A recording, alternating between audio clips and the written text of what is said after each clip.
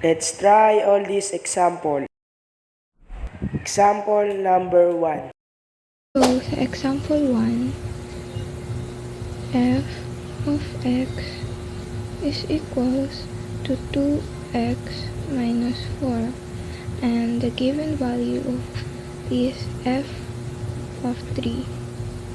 So, ang first step dyan na gagawin natin is replace the variable by the given value.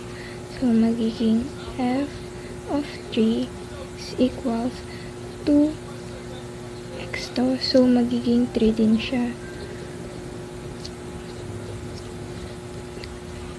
And then, uunahin natin itong isolve.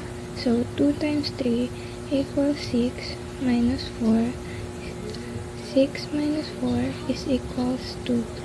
And that's it. Example number 2. So we have d of x equals to 3x squared plus 7. Find g negative 3.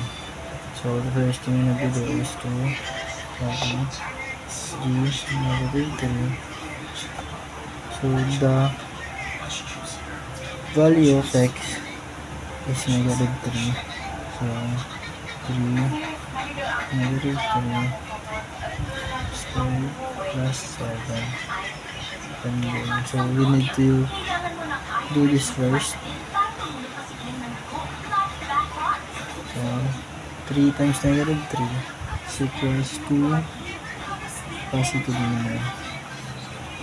So 3 plus 7. Then the multiplication, 3 times 9 is 27. Then add. So equals to 34. You have the final answer. Example number 3. So, meron tayong given p of x minus 3x squared plus 5x minus 2. Find p0. So, para mahanap natin ang p0, papalitan natin yung dalawang x dito ng 0. So, p of x magiging p of 0 equal 3x squared magiging 30x squared plus 5 x magiging 5 times 0 minus 2.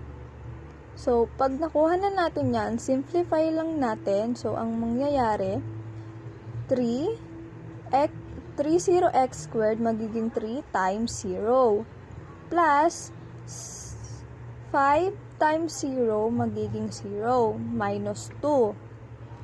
So, 3 times 0 equals 0 plus 0 minus 2. So, ang magiging final answer natin ay negative 2. Example number 4. Ngayon, tuturo ko ngayon kung paano mag-evaluate. Evaluating function. Let's try example number 4.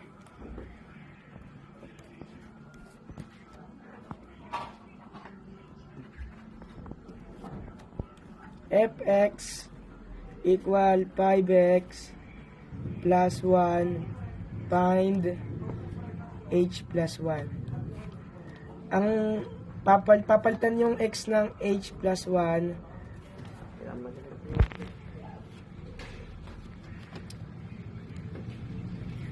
F times h plus 1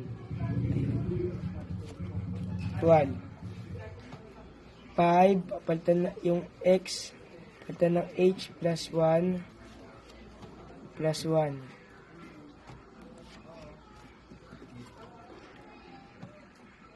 Distribute times 5h and 5 times h and 5 times 1. 5 times h is 5h and 5 times 1 is 5 plus 1. Add the like terms. 5 plus 1 is 6. Bring down 5h. Ito na ang ating final answer. Example number 5. Let's try example number 5. The given is g of x equal square root of 3x minus 2. Find g of 9. G of 9 equal square root of 3, palitan ng x ng 9 minus 2. 3 times 9 is 27 minus 2. 27 minus 2 is 25. Square root of 25 is 5. Final answer. Example number 6. Ngayon, let's try example number 6. The given is h of x equal 4x plus 8 over 2 minus 4. Find h of negative 5. H of negative 5 equal, palitan ng x ng negative 5, 4 times negative 5 plus 8. Ang 2, papalitan 2x, papalitan din yung x ng negative 5, magiging 2 times negative 5 minus 4. Yun, equal 4 times negative 5, negative 20 plus 8. 2 times negative 5, negative 10 minus 4.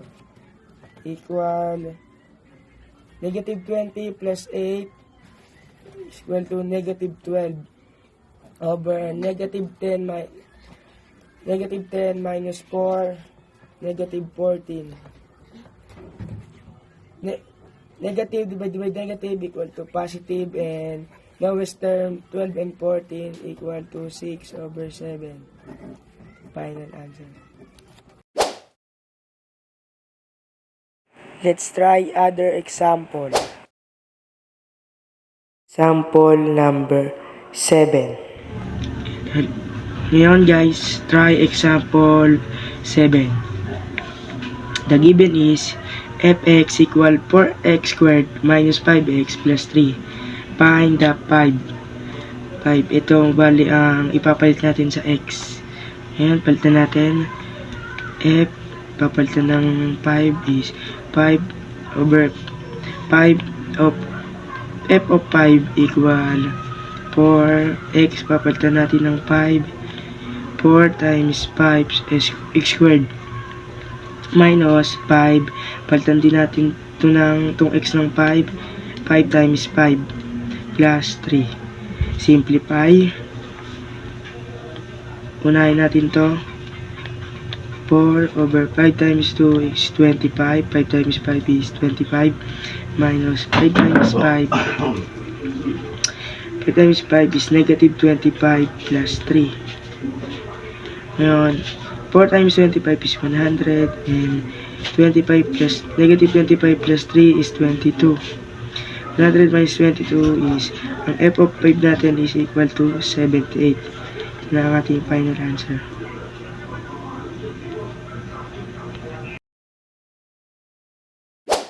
For the last example, example number 8.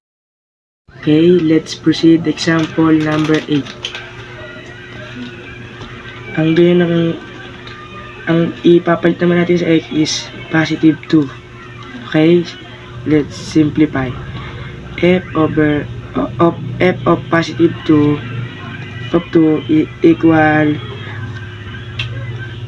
5, yung 5 times x, papalitan natin ng 2, magiging 5 times 2 to the third power, plus, ganoon naman, itong 5 times 5x, papalitan natin yung x ng 2, so magiging 5 times 2 plus 2.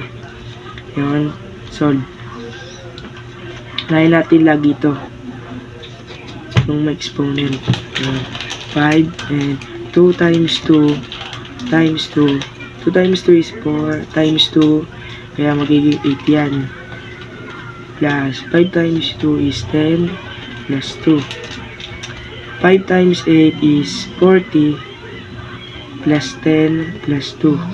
Add natin lahat. 4 plus 10 is 50 plus 2 is 52.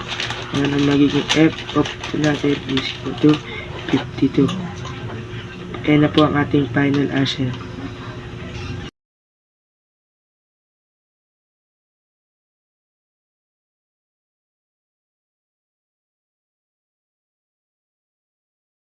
Bye-bye guys!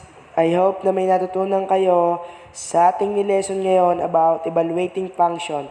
Sana ay masubaybayan nyo pa ang aming parating na video about in mathematics. Sana ay nag-enjoy kayo sa aming video.